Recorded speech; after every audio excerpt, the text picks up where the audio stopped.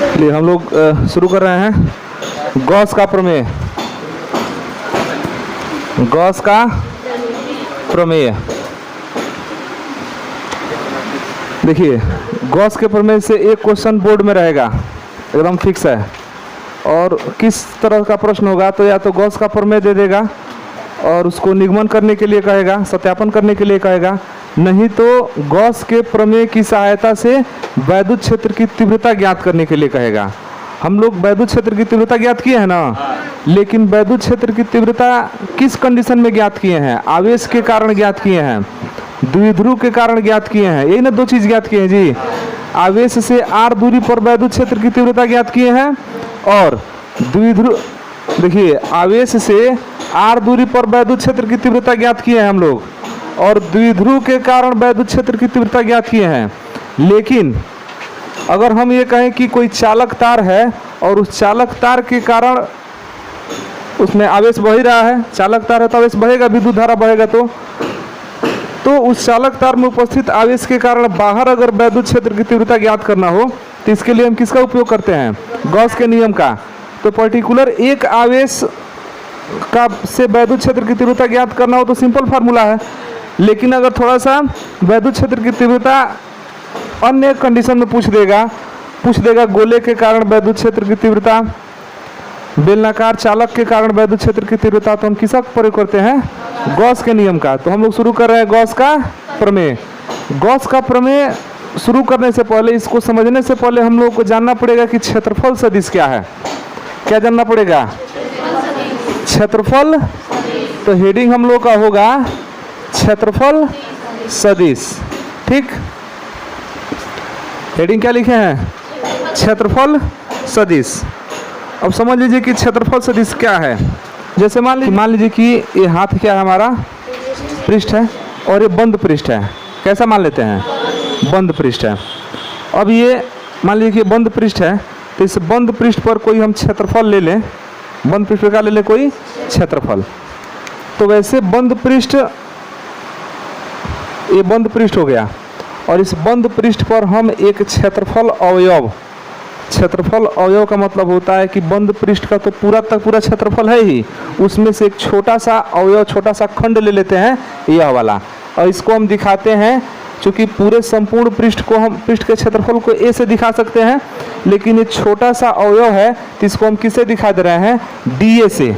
छोटा सा अवयव खंड है तो किससे दिखा दे रहे हैं? अब इस संपूर्ण पृष्ठ का एक छोटा सा ये अवयव पृष्ठ है, छोटा सा खंड पृष्ठ है।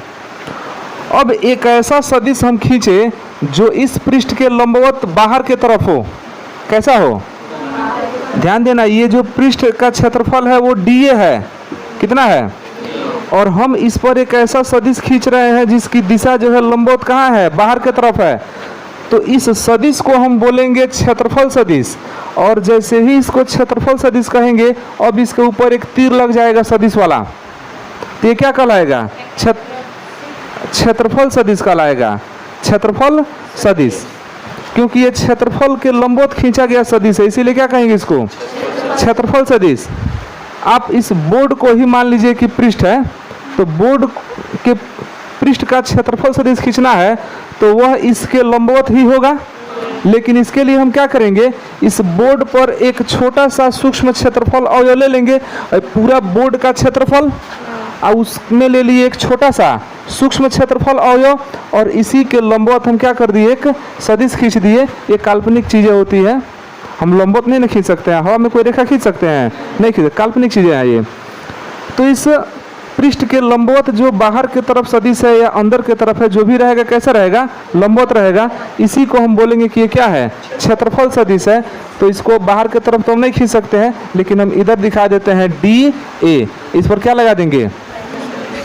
हाँ, वेक्टर लगा देंगे, तभी तो पता चलेगा कि क्षेत्रफल सदिश है। अगर तीर नहीं लगाएंगे, चिन्ह नहीं लगाएंगे वेक्टर का, तो केवल क्या रहेगा? क्षेत्रफल रहेगा। लेकिन तीर लगा देंगे तो क्या हो जाएगा? क्षेत्रफल सदिश हो जाएगा। तो ही इसमें कहा गया है डेफिनेशन में, देखिए कि बंद पृष्ठ के प्रत्येक क्षेत्रफल अवयव, ये तो आपका बंद पृष्ठ हो गया, इसमें प्रत्येक क्षेत्रफल अवयव मतलब उसका कई खंड, उसमें से एक छोटा खंड से एक सदिश संबद्ध रहता है। इससे एक सदिश ऑलरेडी क्या रहता है? संबद्ध रहता है। ये लाइन समझ में आ रहा है? सदिश संबद्ध रहता है। ये क्लास 11 में आप लोग पढ़े होंगे क्षेत्रफल का सूत्र, या कहीं भी पढ़े होंगे। पहले तो बहुत सारा क्षेत्रफल का सूत्र पढ़े हैं, लंबाई गुणे, माने क्षेत्रफल ज्ञात करने के लिए हमको मेन फार्मूला यही जानते हैं हम लोग, लंबाई गुणे लंबाई और चौड़ाई का क्रॉस मल्टीप्लिकेशन, क्रॉस क्रॉस गुणा मतलब सदिश गुणा। पढ़े हैं vector A cross vector B, या ऐसे कह सकते हैं कि वेक्टर ए क्रॉस वेक्टर। जैसे मान लीजिए कि आपके पास यह एक्स अक्ष हो गया, ये क्या हो गया वाई अक्ष, ये बाहर की तरफ क्या हो गया जेड अक्ष, ये बाहर की तरफ वाला है। अब इस पर एक हम वर्ग ले लें, चाहे आयत ले लें, चाहे कुछ भी ले लें, बंद आकृति दिख रहा है, बंद आकृति दिख रहा है। इस बंद आकृति की लंबाई अगर एल है और चौड़ाई क्या है, तो हम इसका क्षेत्रफल निकालते हैं तो यही ना कहते हैं कि लंबाई गुणे, लेकिन इसकी दिशा फिक्स है, ये एक्स अक्ष पर है, ये किस पर है, तो लंबाई एक्स अक्ष पर, चौड़ाई, तो दिशा फिक्स है तो एल क्रॉस बी कर देते हैं, ठीक है। और vector A cross vector B आप जानते हैं कि ये फार्मूला हो जाएगा एल बी साइन थीटा, याद है। और एक एकांक सदिश एन हुआ करता था, थोड़ा याद करो, ए क्रॉस बी का फार्मूला पढ़े थे, एक पढ़े थे vector A dot vector B, हम ही याद करेंगे, तुम लोग याद करोगे, याद आ रहा थोड़ा बहुत। तो ए डॉट बी में क्या पढ़े थे, इस तरह से पढ़े थे, माड ए माड बी साइन नहीं, इसमें कॉस थीटा था और क्रॉस वाले में इस तरह था। अब आप लोग समझ जाइए, पीछे जितना पढ़े हैं कभी भी कुछ भी आ सकता है, मिला लेना, यही था ना। अदिश गुणा मतलब इसका गुणनफल, गुणनफल की कोई दिशा नहीं होती है। और आप लोग ध्यान दिए होंगे ना, हमेशा अंक में आया था, अदिश गुणन हमेशा कैसा आता था, अंक में आता था, उसमें आई जे के इस तरह से कुछ नहीं आता था। लेकिन सदिश गुणन में आई जे के आता था, तो आई जे के क्या बताता है, दिशा ही तो बताता है। तो ये वही चीज है, बस किसमें लिए हैं, लंबाई और चौड़ाई में। तो एल बी और एल बी के बीच में यह एल हो गया, ये क्या हो गया बी, इसके बीच में जो कोण है वो कौन है, थीटा। तो यहाँ पर कोण 90 डिग्री ना हो गया, तो ये हो जाएगा साइन 90, और साइन 90 का मान, साइन 90 का मान 1 होता है, तो ये हो जाएगा L B I into N. N जानते हैं क्या बता रहा है, एल बी तो इसका क्षेत्रफल बता रहा है, लेकिन जो एन है वही जो इसमें डेफिनेशन में हम कहे हैं कि क्षेत्रफल अवयव से एक सदिश संबद्ध रहता है, ये वही सदिश है। हर क्षेत्रफल से क्या रहेगा, संबद्ध रहेगा। क्षेत्रफल का सूत्र होता है लंबाई गुणे चौड़ाई, क्रॉस मल्टीप्लिकेशन, सदिश गुणन। और सदिश गुणन की एक निश्चित क्या होती है, दिशा होती है। उसी दिशा को कौन बताता है, यह जो वेक्टर एन है ना, ये बताता है। और ये बताता है कि हम किस कैसे, हमारी दिशा क्या है, जो भी क्षेत्रफल आपका है उसके हम कैसे हैं, लंबवत हैं। मतलब कि आपका क्षेत्रफल सदिश एक्स और वाई अक्ष में है ना, तो ये कैसे रहेगा, जेड अक्ष में, इनके कैसा रहेगा, लंबवत, हमेशा कैसा रहेगा, ये नीचे वाला नहीं है, ये बाहर वाला है। तो क्षेत्रफल आपका इसमें है, तो क्षेत्रफल सदिश कैसा होगा, इसके लंबवत होगा। वही डेफिनेशन में कहा गया है कि बंद पृष्ठों के प्रत्येक क्षेत्रफल अवयव से एक सदिश संबद्ध रहता है, जिसका परिमाण इस अवयव के क्षेत्रफल के बराबर तथा दिशा बाहर की ओर खींचे गए अविलंब की दिशा में होती है। तथा इसकी दिशा कहाँ होती है, बाहर की तरफ, अविलंब में होती है, 90 डिग्री पर होती है। यह सदिश क्षेत्रफल सदिश कहलाता है। इसे हम क्या बोलेंगे, क्षेत्रफल सदिश। अगर यह आपका एरिया क्या है, डीए है, तो इस पर तीर लग जाएगा, समझा रहा है। इसकी दिशा को कौन दिखा रहा है, एन कैप दिखा रहा है। तो ये वाला थोड़ा सा ध्यान रखेंगे, यह वाला चीज सदिश गुणन है। कोई भी क्षेत्रफल आप ज्ञात करते हैं तो अदिश गुणन से नहीं ज्ञात करते हैं, किसे ज्ञात करते हैं, सदिश गुणन से। और सदिश गुणन की क्या होती है, एक निश्चित दिशा होती है। वो दिशा किधर होता है, तो क्षेत्रफल के लंबवत कहाँ होता है, बाहर की तरफ। उसी को हम बोलते हैं क्षेत्रफल सदिश। घन कोण,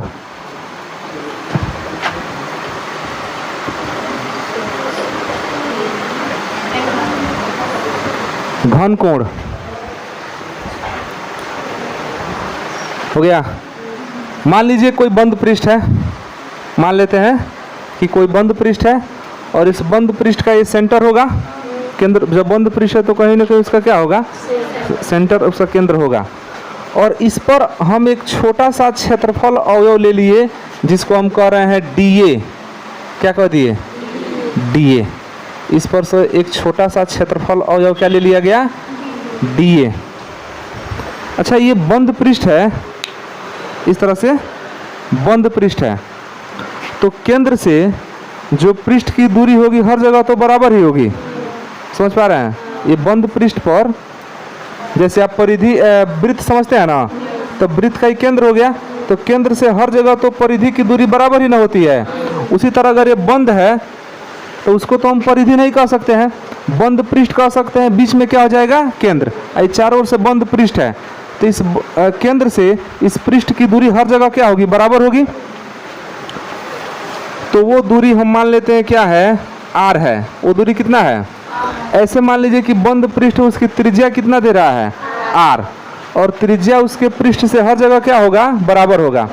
तो हम किसी बंद पृष्ठ पर एक छोटा सा क्षेत्रफल अवयव क्या ले लिए, डीए। ठीक है। अब हम आपसे ये कहें कि यह जो डीए क्षेत्रफल अवयव है वह इस बिंदु पर कितना कोण अंतरित कर रहा है।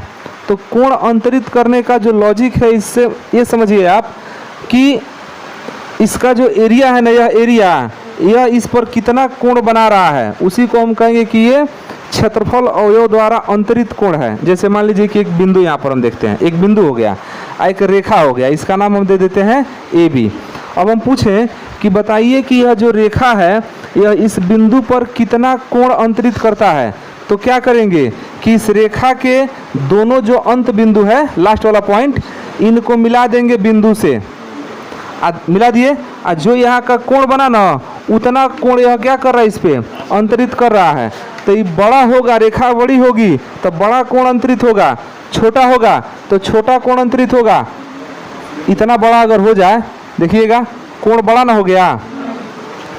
उसी तरह हम पूछे कि यह क्षेत्रफल अवयव कितना कोण अंतरित करेगा, तो हम क्या करेंगे कि इसके दोनों सिरों को क्या कर देंगे, इससे मिला देंगे। तो किसी बंद पृष्ठ के एक छोटे से क्षेत्रफल अवयव द्वारा उसके केंद्र पर जो अंतरित कोण है, यही कोण तो अंतरित हो रहा है, इसी कोण को हम क्या बोलते हैं, घन कोण बोलते हैं।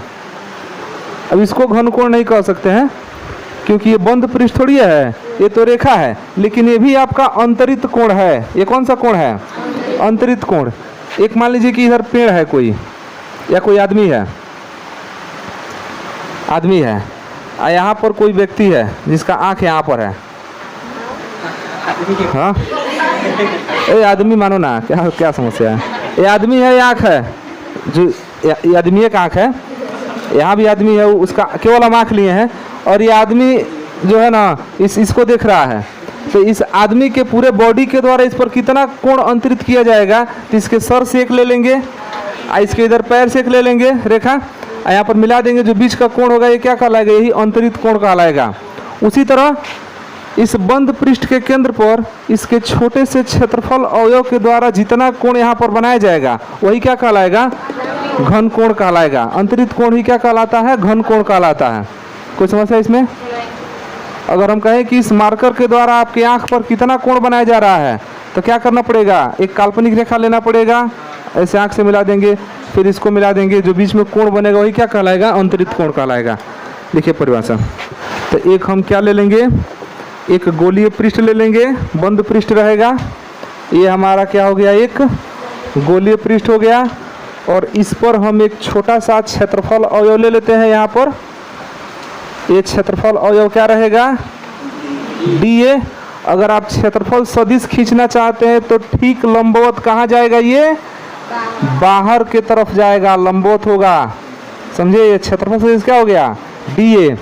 और इस सूक्ष्म क्षेत्रफल अवयव द्वारा इस आपके बंद पृष्ठ जो गोलीय पृष्ठ है, इसके केंद्र पर जो ये बना कोण होगा, यह वाला, इसी को हम क्या बोलेंगे, घन कोण। यही आपका क्या है, घन कोण।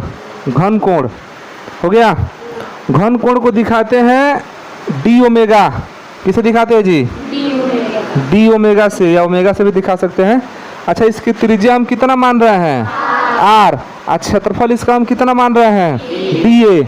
तो जो घनकोण होता है ना, ध्यान दीजिएगा, जो घनकोण होता है, घनकोण वह किसके बराबर होता है, तो क्षेत्रफल अवयव, क्षेत्रफल अवयव बटा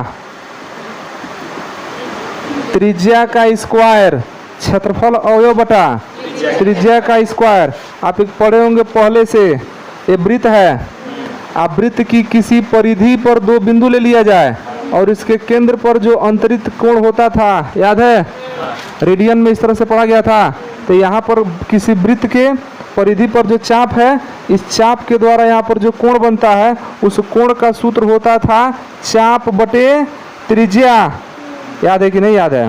कोण बराबर क्या होता था, चाप बटे। तो यहाँ पर वृत्त थोड़ी है, यहाँ पर पूरा पृष्ठ लिया गया है, तो चाप न लेके क्या लेते हैं, क्षेत्रफल लेते हैं।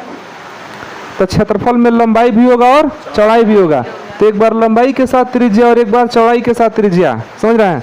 तो त्रिज्या क्या हो जाएगा, स्क्वायर। तो घनकोण का सूत्र होता है क्षेत्रफल अवयव बटा त्रिज्या का स्क्वायर। ये फार्मूला यहीं से आया है, ठीक है, क्षेत्रफल अवयव बटा त्रिज्या का स्क्वायर। तो घनकोण आपका डी ओमेगा हो जाता है। क्षेत्रफल अवयव हम कितना लिए हैं, dA ले लिए हैं, और त्रिज्या हमारा क्या हो गया, आर स्क्वायर। तो डी ओमेगा बराबर याद रखेंगे dA बटा आर स्क्वायर, ठीक है। ये घनकोण के लिए क्या हो जाएगा, सूत्र हो जाएगा, बोल रहे हैं, उसके बाद लिखिए वैद्युत फ्लक्स।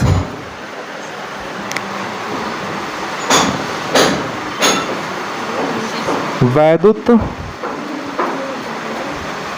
फ्लक्स क्या होता है, इलेक्ट्रिक फ्लक्स।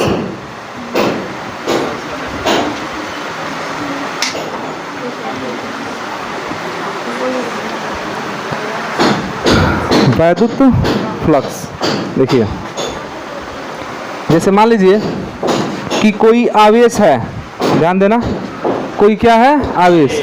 तो इस आवेश के चारों ओर क्या रहेगा, वैद्युत क्षेत्र रहेगा ना। इतना तो हम लोग पढ़ लिए पहले लेसन में, किसी आवेश के चारों ओर क्या होता है, वैद्युत क्षेत्र होता है। तो इसके चारों ओर भी क्या होगा, वैद्युत क्षेत्र होगा। अब इस आवेश के कारण जो उत्पन्न वैद्युत क्षेत्र है, इस वैद्युत क्षेत्र को हम दिखाते किससे हैं, वैद्युत क्षेत्र को किससे दिखाते हैं, वैद्युत बल रेखाओं से दिखाते हैं जी। कहाँ चले गए, ई पर और क्यू पर। ये जो वैद्युत बल रेखाएं हैं, ये काल्पनिक न रेखाएं हैं। तो वैद्युत बल रेखाएं किसको प्रदर्शित करती हैं, वैद्युत क्षेत्र को दिखाती हैं। अब धन आवेश है तो वैद्युत बल रेखाएं बाहर की तरफ होंगी, ऋण आवेश है तो वैद्युत बल रेखाएं कहाँ होगी, अंदर की तरफ होगी। मतलब कहीं पर अगर वैद्युत क्षेत्र है तो हम कह सकते हैं कि वहाँ पर वैद्युत बल रेखाएं भी होंगी। इतना समझ आ रहा है ना। तो अब हम आवेश नहीं बनाएंगे, अब हम सीधे बनाएंगे वैद्युत बल रेखाएं। और वैद्युत बल रेखाएं किसको प्रदर्शित करती हैं, वैद्युत क्षेत्र को। तो ये देखिए, ये वैद्युत बल रेखाएं हैं, ये सब क्या है, वैद्युत बल रेखाएं जो किसी पृष्ठ से होकर गुजर रही हैं। और आगे मान लीजिए कि एक पृष्ठ बना दिया गया, इस तरह से आगे क्या बना दिया गया, एक पृष्ठ बना दिया गया।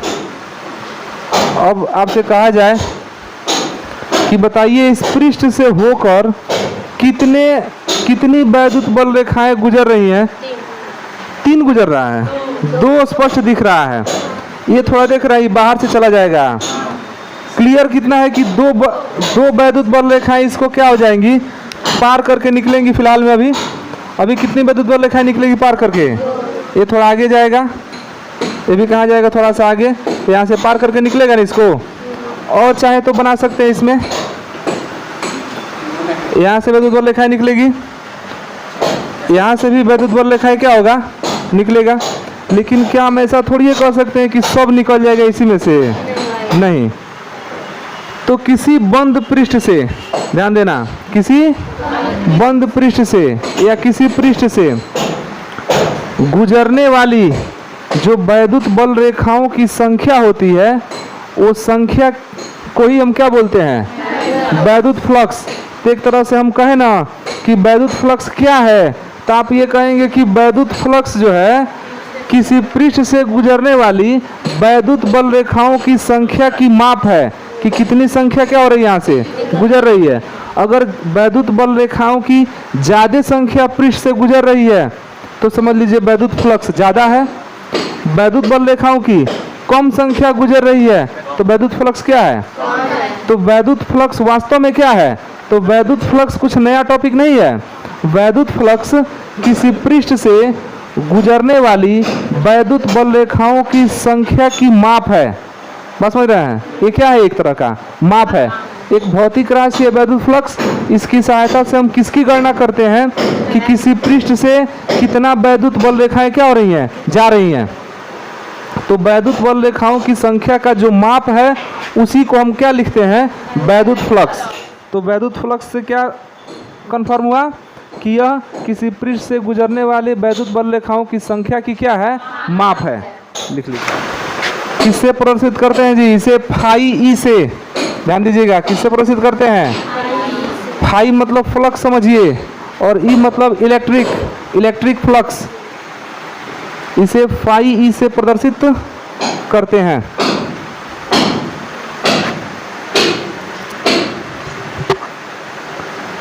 इसे फाई ई से प्रदर्शित करते हैं।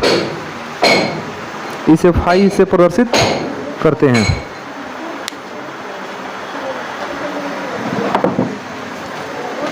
हो गया जी। अब इसका फार्मूला समझ लीजिए।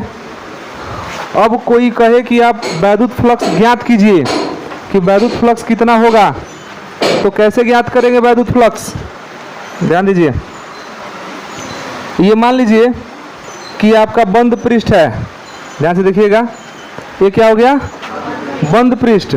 और इस बंद पृष्ठ से कुछ वैद्युत बल रेखाएं क्या हो रही हैं? इस तरह से गुजर रही हैं। यहाँ से कुछ वैद्युत बल रेखाएं गुजर रही हैं। यहाँ से कुछ वैद्युत बल रेखाएं गुजर रही हैं। अच्छा, कुछ बाहर भी चला जा रहा है, इससे नहीं गुजर रहा है, लेकिन कुछ तो गुजर रहा है ना। तो कुछ वैद्युत बल रेखाएं यहाँ से क्या हो रही है? गुजर रही हैं। कुछ वैद्युत बल रेखाएं यहाँ से गुजर रही हैं। अब पूछा जाए कि इस पृष्ठ से संबद्ध वैद्युत फ्लक्स कितना होगा, तो सबसे पहले हमको यह जानना पड़ेगा कि कितना एरिया से पूछा जा रहा है। इस पूरे एरिया से पूछा जा रहा है कि किसी पर्टिकुलर इस अलग एरिया से पूछा जा रहा है। तो हम आपसे कहें कि ये इस छोटे से एरिया से गुजरने वाला बताइए, इस छोटे से एरिया से गुजरने वाला वैद्युत फ्लक्स। तो सबसे पहले जिस एरिया से गुजरने वाला वैद्युत फ्लक्स ज्ञात करना होता है ना, उस एरिया का हमको क्षेत्रफल चाहिए। क्या चाहिए? क्षेत्रफल। ठीक। और उसके बाद हमको यह पता होना चाहिए कि जिस वैद्युत क्षेत्र में ये पृष्ठ रखा गया है उस वैद्युत क्षेत्र की तीव्रता कितनी है। तो हम मान लेते हैं कि वैद्युत क्षेत्र ई में एक पृष्ठ आपका रखा गया है जिस पर हम छोटा सा क्षेत्रफल अवयव क्या ले लिए हैं? डीए। तो इस सूक्ष्म क्षेत्रफल अवयव डीए से जो गुजरने वाला वैद्युत फ्लक्स है वो कितना होगा? Phi E equal to vector E dot vector dA. मतलब कि वैद्युत क्षेत्र और जिस क्षेत्रफल से गुजरने वाला हम निकाल रहे हैं फ्लक्स, इन दोनों का डॉट गुणन ही क्या कहलाता है? वैद्युत फ्लक्स कहलाता है। और यदि इस क्षेत्रफल सदिश तो लंबवत होता है, क्षेत्रफल सदिश और क्षेत्रफल सदिश हो गया, क्षेत्रफल सदिश और इस वैद्युत क्षेत्र, मान लीजिए कि ये आपका डीए है और ये वैद्युत क्षेत्र ई है, इसके बीच का कोण कितना मान लेते हैं? थीटा। तो अगर थीटा होगा तो आप अदिश गुणन जानते हैं, phi E equal to E D A cos theta, याद है? E D A cos theta. तो ये जो सूत्र होगा ये किसके लिए होगा? वैद्युत फ्लक्स के लिए होगा, ई डी ए कॉस थीटा, नहीं तो vector E dot vector D A. ये वैद्युत क्षेत्र हो गया और ये क्या हो गया? क्षेत्रफल सदिश। अब दोनों का दोनों क्या होता है? सदिश राशि होता है। वेक्टर ई भी आपका सदिश राशि है और क्षेत्रफल सदिश भी क्या है? सदिश राशि है। इन दोनों का गुणनफल ही क्या कहलाता है? वैद्युत फ्लक्स। अगर इनके बीच का कोण थीटा है, किसके किसके बीच का कोण? ई और डी ए, दोनों के बीच का कोण थीटा है, तो पूरा फार्मूला बनेगा phi E equal to E D A cos theta. अब समझिए, यहाँ पर ये आपका वैद्युत बल रेखा है जो इधर जा रहा है, मैंने वैद्युत क्षेत्र की तीव्रता इधर है, ई दिशा यही है। अब हम कह रहे हैं कि ये आपका काल्पनिक पृष्ठ है जो माने थे, तो हम अगर इस तरह रख देंगे इसको इस तरह, तो बताइए क्या इससे वैद्युत बल रेखाएं गुजरेंगी इसके पृष्ठ से? पृष्ठ तो यह है। नहीं समझ रहे हैं? मान लो पानी बह रहा है, इधर क्या बह रहा है? हम पानी में ऐसे रख दें, इधर पानी बह रहा है, तो क्या बहुत ज़्यादा रोक पाएगा? हम कहें कि इसके पृष्ठ से कितना पानी जा रहा है, तो कुछ भी नहीं जा रहा है। पृष्ठ से गुजरने वाला पानी, तो पृष्ठ तब न से गुजरने वाला पानी तब न ज्ञात करेंगे जब पृष्ठ के सामने से पानी गुजरेगा। अभी तो हम ऐसे रखे हैं, तो पानी ऐसे जा रहा है, तो इसके पृष्ठ पर कहाँ गुजरेगा? वो नहीं गुजरेगा ना। तो वैद्युत फ्लक्स वैद्युत बल रेखाएं कैसे जा रही हैं? ऐसे जा रही हैं। इसका पृष्ठ कौन है? यह वाला है। तो हम कहें कि पृष्ठ से कितना वैद्युत फ्लक्स गुजर रहा है, कितना वैद्युत बल रेखा गुजर रहा है? तो कुछ नहीं गुजर रहा है। क्यों नहीं गुजर रहा है? क्योंकि पृष्ठ हमारा यह है, देख रहे हैं पृष्ठ यह, तो इसका क्षेत्रफल सदिश कैसा होगा? लंबवत ऊपर की तरफ होगा। ध्यान दीजिएगा, डीए कहाँ होगा? ऊपर की तरफ। अब वैद्युत क्षेत्र की दिशा इधर है, तो एक इधर जा रहा है, एक ऊपर जा रहा है, तो बीच का कोण कितना होगा? 90 डिग्री। बीच का कोण कितना होगा? तो थीटा कितना? थीटा 90 रख दीजिए। Phi E equal to E D A cos 90, cos 90 का मान पूरा वैद्युत फ्लक्स क्या हो गया? मतलब यहाँ पर वैद्युत फ्लक्स 0 है।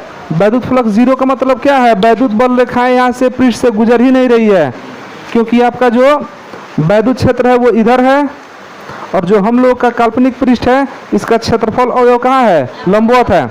अब इसको थोड़ा सा हम ऐसे कर दें तो कुछ ना कुछ फ्लक्स तो गुजर ही जाएगा, इससे हो जाएगा ना। और सबसे ज़्यादा तब गुजरेगा ना जब एकदम सीधा खड़ा कर देंगे। इसका मतलब ये है कि आपका ई भी इधर ही जा रहा है, आप पृष्ठ भी इसी के दिशा में है, मतलब दोनों के बीच का कोण कितना हो जाएगा? नहीं समझ रहा है? देखो वैद्युत क्षेत्र ये ई है, आई क्षेत्रफल है ना, तो इसका क्षेत्रफल सदिश भी तो होगा डीए। तो क्षेत्रफल सदिश तो इसके लंबवत होता है, या तो बाहर की तरफ होगा, नहीं तो ये भी लंबवत इसके, ये भी इसी दिशा में है। और क्षेत्रफल जो आपका वैद्युत क्षेत्र है वो भी इसी दिशा में है, तो कोण कितना बनेगा? तब 0 बनेगा। आप क्षेत्रफल को नहीं लीजिए, क्षेत्रफल सदिश को लीजिए। क्षेत्रफल सदिश कैसा होगा? इसके लंबवत। अब वैद्युत क्षेत्र तो हमको कंफर्म है कि वो इधर ही जा रहा है, तो दोनों के बीच का कोण कितना हो गया? 0। तो जब cos 0 रखेंगे तो cos 0 का मान कितना होता है? तो फाई ई कितना हो जाएगा?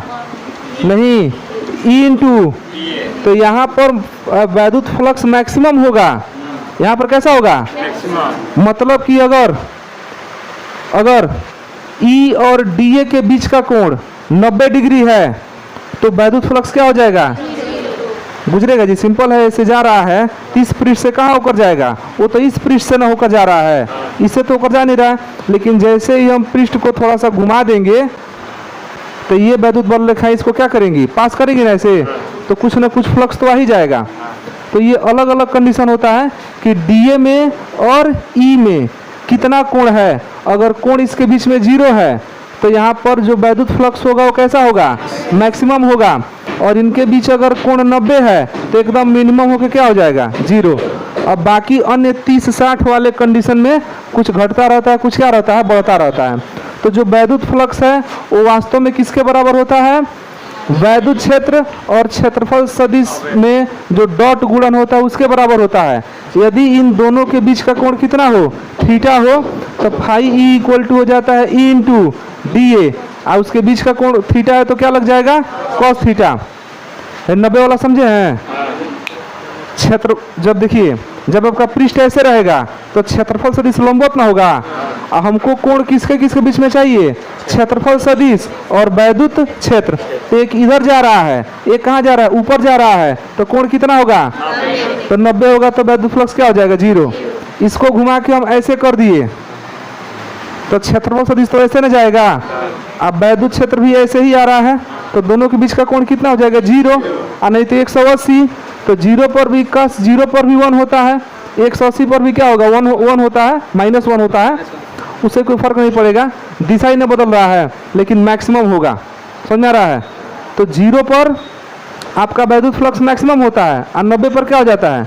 मिनिमम हो जाता है। और बाकी अन्य इस कंडीशन में है, तो वैद्युत फ्लक्स इधर होगा, ऐसे ना होगा, वैद्युत फ्लक्स नहीं, क्षेत्रफल सदिश कैसे होगा, इधर लंबवत होगा, और बाकी ई तो हमारा हमेशा ऐसे ही है, तो इनके बीच का जो कोण बनेगा वो कौन होगा, थीटा होगा। वो 30 हो सकता है, 60 हो सकता है, 45 हो सकता है, कुछ भी हो सकता है। तो 30, 60, 45 होगा, तो उसका मान पता है ना आप लोगों को, इसमें रख देंगे या निकाल देंगे वैद्युत क्षेत्र, वैद्युत फ्लक्स। इसके मात्रक को समझते हैं कि इसका मात्रक क्या होगा। इसका मात्रक, वैद्युत फ्लक्स का मात्रक। तो वैद्युत फ्लक्स का फार्मूला हमने क्या निकाला, E डॉट डी ए, ई वैद्युत क्षेत्र और डी ए क्या है, सूक्ष्म क्षेत्रफल अवयव। तो वैद्युत क्षेत्र ई का मात्रक क्या होता है, न्यूटन, न्यूटन प्रति कूलाम। क्या होता है, न्यूटन प्रति, और क्षेत्रफल का मात्रक होता है मीटर स्क्वायर।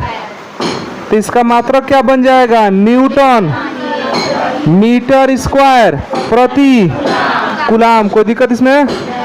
तो आपका ये जो मात्रक होगा किसका, वैद्युत फ्लक्स का, वो होगा न्यूटन मीटर स्क्वायर प्रति कूलाम। अगर इसका बीमा बनाना चाहे तो क्या होगा, न्यूटन का बीमा बताइए तो, MLT माइनस ये हो जाएगा कूलाम का AT, भुला नहीं है, अब मीटर स्क्वायर का L स्क्वायर। देखिएगा M, एक L यहाँ पर है, L स्क्वायर यहाँ पर है, तो ये हो जाएगा ML3 होगा। अच्छा T1 है, ऊपर जाएगा तो -1 होगा, तो T-3 और A-1। तो ये जो वैद्युत फ्लक्स का बीमा होगा वो हो जाएगा ML3 T-3 A-, और जो मात्रक होगा वो होगा न्यूटन मीटर स्क्वायर प्रति कूलाम। तो यहाँ से